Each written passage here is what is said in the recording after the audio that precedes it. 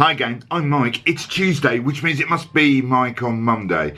Well, yesterday, snow everywhere. My kids' school was closed, so they were at home with me, so I couldn't really do this. Also, I've got a stinking cold, so apologies. Anyway, enough about me. What's been happening at West Ham this week? Let's find out, gang, shall we? Let's go that way.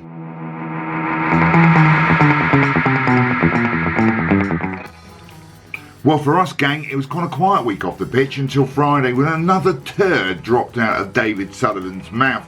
Apart from trying to indicate that we should never have bought Jose Fonte or Robert Snodgrass, he might be right with those two, but at the end of the day, they still do play for us, mate. Not clever.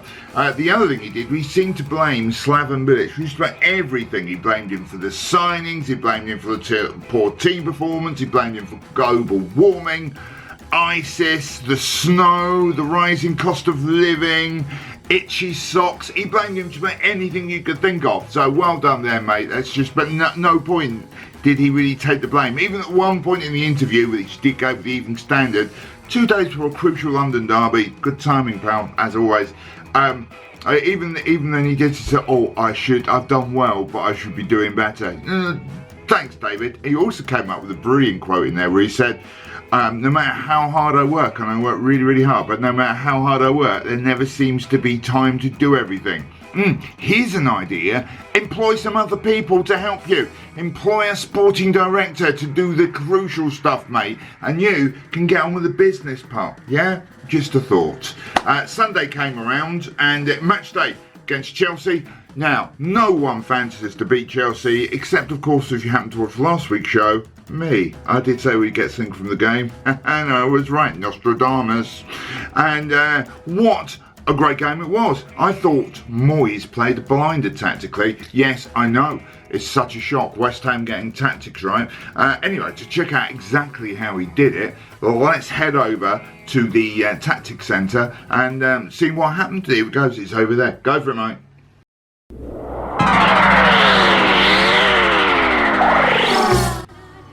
Thanks, Mike. Like the haircut. Cheers, mate. You too. Thanks, Mike. Welcome to the Tactics Centre, everyone. And here is how it worked out tactically. Real tactical masterclass by David Moyes. I think you'll agree. On Sunday, as we beat Chelsea 1-0. Now, this is us in defence here, and you can see how he's lined us up really well. Our defence playing like wild cats. And here we've got our defence lined up here. Here are the Chelsea team, really ineffective, trying to get past the lions and tigers that we have. This is Matsuaku, who played a bit of a blinder with the ball. He was just spellbinded. Look, there he goes, dribbling past everyone.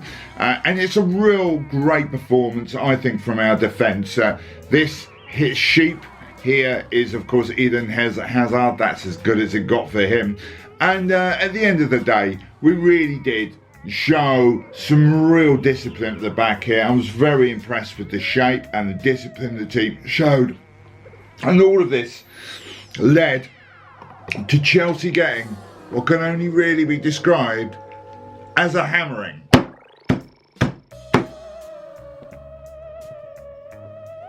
Yeah, that's Chelsea hammered. Come on, you Irons. Back to Mike in the studio. Cheers, Mike. Great stuff as always. Oh, I understand you got to speak to David Moyes after the game. Is that true? Yes, indeed, Mike. I did, yeah. All right. How did that come about? Well, mate, pure chance, really. I found myself in a lift with him after the game. Great stuff. Excellent. Well, what did he say? Well, you know, I'm paraphrasing, really. It was a crowded lift, you know, and we have that long to talk, but, you know, everyone was elated after the win, so, yes, and, well, as I say, we didn't have long to chat. He said, what floor do you want? He was stood by the buttons, you see. Yeah. Right. The Tactics Centre. Now, This week, this landed through my door. You've probably got this as well as the West Ham supporters came through my door. It's the catalogue featuring all of the numerous bits of tat you can buy for Christmas from the West Ham store. I know they've done the picture here, what they've done the cover, right? They've got a picture here and it's meant to be West Ham at Christmas time. And I love the idea this would actually happen, that all these people would actually get together and celebrate Christmas Day together. You've got a couple of legends, you've got Trevor Brooking and Billy Bonds over there. Billy Bonds looking almost exactly the same as he did when he was playing, so well done, Billy. And here, one of my favourite images, I don't know if you can see it on the camera there, you've got Joe Hart and Mark Noble. They're drawing lots as to who will actually play another game this season, while Antonio looks on from above with a very silly hat on, wondering what happened to any street credibility he once had. Inside, they've got a variety of daft outfits with the players modelling them. Amongst my favourites are Arnautovic and Andy Carroll modelling some streetwear there, the sort of streetwear they would be wearing when suspended from another pointless sending off, you see. That's what they wear. They're not in any point in this wearing kit, those two. And then we've got, over the page here, Manuel Lanzini looking really moody in a naff tracksuit. And he's clearly upset because that tracksuit doesn't allow him to show off any of his tattoos. And then this one here is joyous. Look at the state of these two in these hideous jumpers. And again, poor old Lanzini's drawn the short straw again. And he's looking, he's got a really false smile there as well, hasn't he? It's a sort of smile they couldn't get either of them to smile there, especially in those jumpers, until someone pointed out just how much money they earn every week, and that brought that kind of smile. And it is amazing just how much crap West Ham will want to sell. And I've got tops, retro and current. You can get headphones, you see this, mugs, ties, season tickets, popcorn, beer that you can't get in time to drink at half time, anything really here, right? And so yeah, there you go, the West Ham Christmas catalogue. I shall be buying loads of nothing from that for Christmas this year. Now, so many of you have been kind enough to send in questions, etc. We've got bloody loads, so get through them now. I mean, it's really, really nice of you, and thanks so much for watching this show. Really appreciate it. Really appreciate your comments. People have been tweeting me at WHU Mike, or leaving questions below in the comments section. So feel free, please do feel free to do the same again. And I'm going to go and blow my nose, and then I will be back. Oh, streaming cold, sorry. And then I will be back with some more with the questions. Here we go, like this. Watch. Right then, first question is from Ryan the Iron. Thanks, Ryan. He's come up with a corker, and here's why. He's what? Who's the shittiest player I've ever seen at West Ham? And he's specific as well, because he's an I've ever seen, and, but this is it, makes it really good, has played for more than one season at West Ham. Now, that changes everything, because it rules out a whole heap of crap, as I'm sure you're aware. Because off the top of my head, I thought David Kelly and Alan McNightmare, two of the worst players, and they were in the same team. No wonder we got relegated.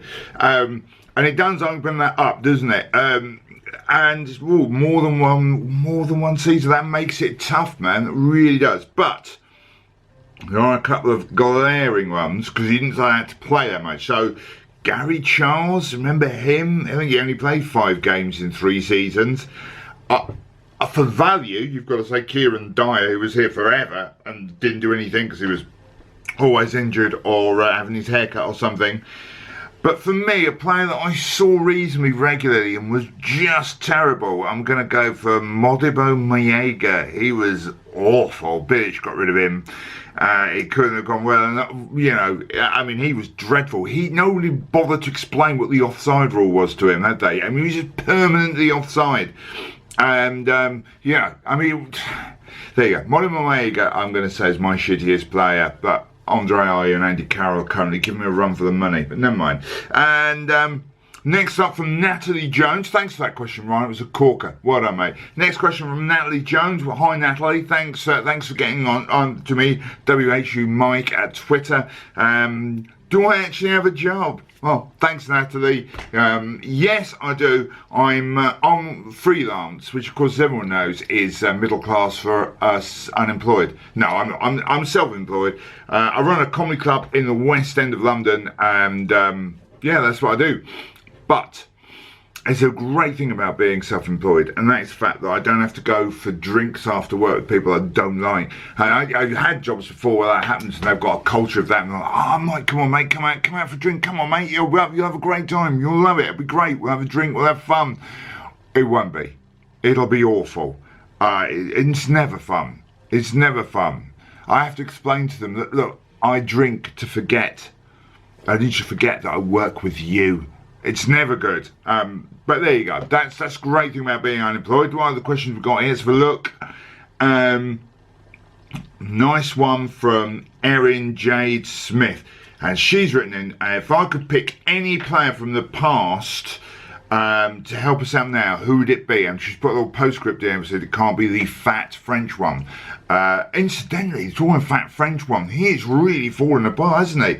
I mean, he has just turned out to be utter pants for Marseille. So, you know, maybe Bilic was good at getting the best out of Payet that season. Obviously, not particularly good at getting the best out of anyone else, but he got the best out of Payet that season. That's good. Anyway, who would I pick? Well, there's only one player. I'm always going to answer that. Any player from the past. Who would I bring in? I bring in Trevor Brooking, because Trevor Brooking would make any team better. It would make the current team better. He'd make the current England team better. He would make Manchester City better, because he's one of the best players I think ever walked the planet. But let's face it, we might also want a bit of steel, so you might want to bring in Billy Bonds, but I would always go for tricky Trevor Brooking, the greatest West Ham player, in my humble opinion, that ever walked the earth. Yeah. I know there are a lot of contenders for great West Ham players, but he's going to be my pick. Who else have we got here? Right, I love this quote here. Robert the Hammer, I just wrote this down because it made me smile. Robert the Hammer left a message, and he said, that was so about last week's show, it was so funny, I shat myself. And I was like, always made me laugh. I mean, that's not a commonly used expression. Oh, that was so funny, I shat myself. Really? Because if you did, you wouldn't boast about that, would you? If it was oh no, you would not be going like, you know, people. It's not socially acceptable to do that. If you did shit yourself laughing about, that's. I have to go now. And that would be it. Because people aren't going to go, oh, you've shut yourself laughing. Legends. That's just not going to happen, is it? So anyway, thanks for the comment anyway. And what else we got? Any more good ones? Here we go. Last one is from, who's this from? I think it's from Andrew. Yeah, Andrew. No, Kitty. Sorry, it's from Kitty. And she said, it's a good question again. Is the Stoke game on Saturday a must-win? Now, that's a good question. I'll tell you why, because I hate this must-win things. Until you're at a point like an FA Cup tie is a must-win, because you're out if you don't win it. Similarly, we shouldn't really be in a must-win situation till late March next year. But Stoke are in free fall. It's a great opportunity for us to climb out, and we've got some confidence coming back, but it's quite fragile. I think if Stoke beat us, that would really knock that confidence. Let's face it, we're playing Stoke and then Newcastle, who are barely above us in the league in 2 games running. And I think we play Newcastle at home, Stoke away. I think 4 points out of those 2 games would be terrific. Obviously, before that, we are at home to the Gooners on Wednesday. Now, last week I said when we had Chelsea, I thought we'd get something out of the game. I don't think we're going to get anything out of the Gooners at home. I don't know why. I think it's just the fact that they always seem to do us. But I think we'll play well, a bit like we did with City, perhaps slightly more attacking threat. And I don't think they'll destroy us like they did at home and away last season. I think they beat us 8-1 on aggregate over the 2 games. I was at both, and they were both horrific. But I do think that we'll win in the cup at their place, because because I do, because we're a cup team and always have been. So that's exciting. So that's what I think. I think that we need 4 points out of Stoke and Newcastle. I think I could do with a new pair of trousers. I think I need to buy some Christmas presents for my kids. And I don't think we're going to get anything out of the Gunners game. I think we'll freeze to death, but I'll be there. And if you are going along and you see me there, say hi. Now, I keep seeing people walk by me at Chelsea game going, no, and it's the hair thing. I understand people haven't quite got used to it. Yeah, I get that. I used to have these on the picture on the front. It's okay. But yeah, here I am. So do say hi if you do see me. It was always great to chat to fellow West Ham fans. I'll be on the boat beforehand. If you're on there, come and say hi. People, can we speak to you? Yes, you can. Anytime. Just come and say hi. And thanks so much for watching. If you enjoyed this, it's quite short this week because I'm really feeling it this week, and I'm late because I couldn't do anything yesterday because, as I say, because the kids were off school because they've closed. Honestly, here in Hertfordshire it's a frozen tundra. It's like there's a moose walking by the front window here, but I mean it is really bad. Yeah, so thanks for watching. If you enjoyed it, give us a thumbs up. If you've not, then don't. And please leave comments. They can be funny, it could be a question, it could be like your naked picture. I don't mind. No, don't do naked picture, I'd be wrong. But I mean, anything else you fancy. And it'd be great also follow me at via Twitter at WHU Mike. And don't forget, really important, subscribe to both West Ham channels, this one and the main Hammers Chat forum, remember channel, and go on the forum. I'm there as Big Face Mike, as you probably all know, and I'll see you all. We'll have loads to talk about next week because we've got 2 games coming up, and we might only get 1 point from the 2. Again, as I said, don't panic if that's the case. Don't panic. But I'll see you next Monday for Mike on Monday. Hopefully it will actually be on Monday, depending on weather. But otherwise, come on you Irons.